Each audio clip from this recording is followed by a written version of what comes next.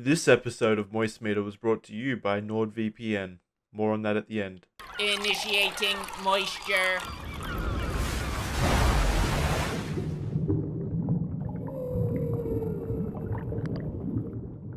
Welcome to the Quantum Moist Meter. Today we're going to quantumly analyze the quantum moisture found within the new Ant-Man movie. Why am I saying quantum so much? Well, it's because this movie says the word quantum so many fucking times. It reminds me of that episode of SpongeBob and Rock Bottom where it's can't understand your accent, you know? But in this movie, instead of doing it says the word quantum. It is everywhere in this movie, and it will make you forget that quantum is a real word by the end of it. This is absolutely the weakest MCU movie in my opinion, but that being said, it's not a bad movie. There's a lot about this movie that's just very stinky, but overall it's an alright movie. So let's just go ahead and start with the story, because that's the worst part. The story is just so fucking lazy and haphazardly tossed together. It's almost insulting in its blatant laziness. It's almost like they're spitting on your intelligence. I'm not going to try and spoil anything too major. If I do spoil something, it's going to be very minor, so don't jerk yourself off too feverishly in the comments about how I spoiled that Scott Lang's hair is a little longer in this movie than in the last one. The story is Scott Lang's under house arrest for events of previous movies, but he needs to hop back in the saddle because Hank and Hope need him.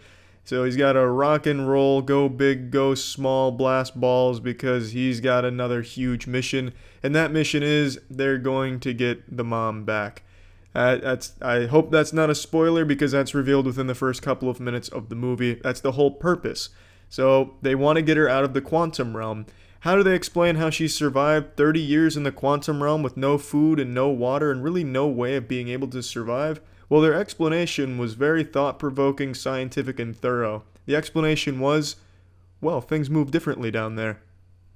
Thank you. Now it all makes sense. That about covers it. And that's pretty much the whole tone of the rest of the movie's story.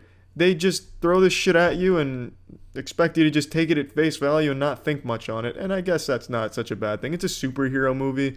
But this one is so much worse in terms of its story, because this whole movie's plot could have been avoided within the first 30 minutes of the movie. In 30 minutes, the movie could have been done, could put everyone happy. The main villain of this movie is a character named Ghost. She can phase through shit. And she wants the technology that Hank and Hope are using to get their mom back because she needs it. And had Hank, Hope, and Scott communicated with Ghost what they wanted to do, how they were going to do it, Ghost would have been on their side. And they could have all worked together and been this super team and got everything solved, and everyone would have been fine, all parties happy. There was no reason that Ghost should have even been a villain had they just talked to her, or had she talked to them and communicated. The hero's goals and the villain's goals were exactly the fucking same, except for one small detail in the villain's goals that really you could have talked her out of or convinced her to just hold off on a little bit. It'd be as if you were working on a take-home quiz in school with your friend, and you both got the same answer, but your friend didn't show all the work you showed. It'd be like you then going out of your way to slap your friend and never talk to him again because of that, and you just mortal enemies. It's so fucking dumb. It could have been avoided. It should have. It's just such a shit plot. And aside from that, there's so many other holes in this plot. It's embarrassing. It really is. But you would think with them not putting too much of a focus on the plot, they'd make up for it with cool scenes and action and a lot of cool shit happening on screen, but they don't. There's almost no action in this movie until the very end, and even that's pretty underwhelming.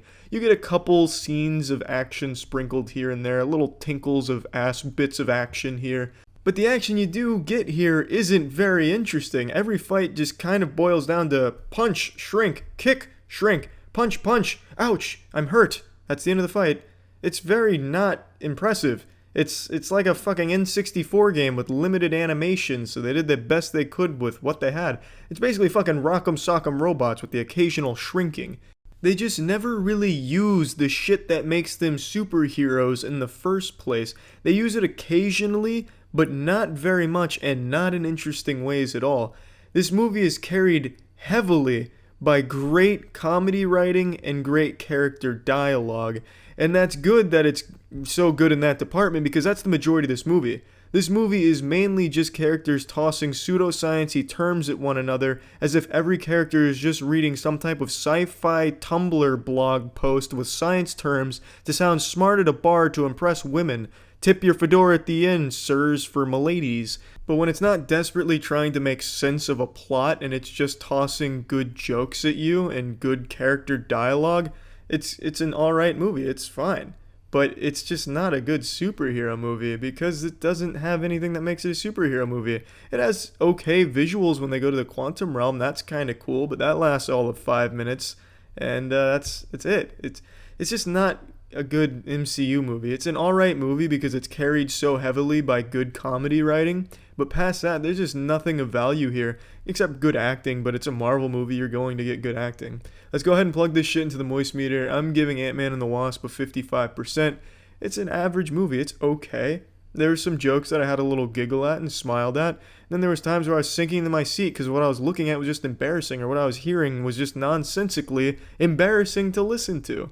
It seems like this movie was such an afterthought in the MCU. Like they'd already written all of the movies and they'd already written Infinity War, but then one brave intern accidentally spoke a little too loudly in a hushed whisper, "Yeah, but what about Ant-Man?"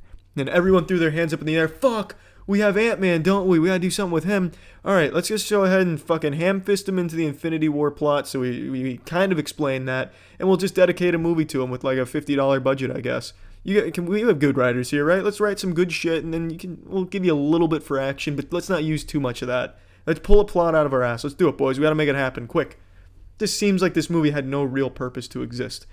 This movie seems very trivial.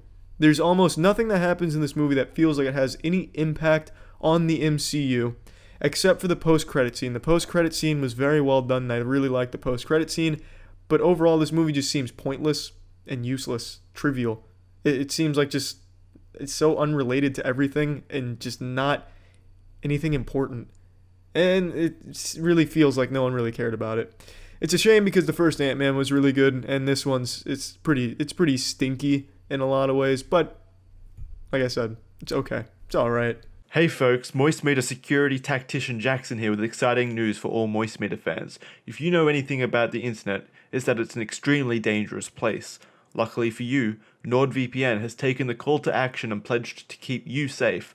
With NordVPN, you can encrypt your online activity and protect your private data from those pesky hackers and goddamn filthy advertisers. You can rest easy knowing NordVPN is reputable. After all, they were selected as the best VPN in Best VPN Awards for 2018 by one of the most trusted experts, VPN Mentor. It's also risk-free. If you don't like it, there's a 30-day money-back guarantee, but we here at the Moist Meter Security Bureau are pretty confident you'll like feeling as secure as NordVPN allows you to feel.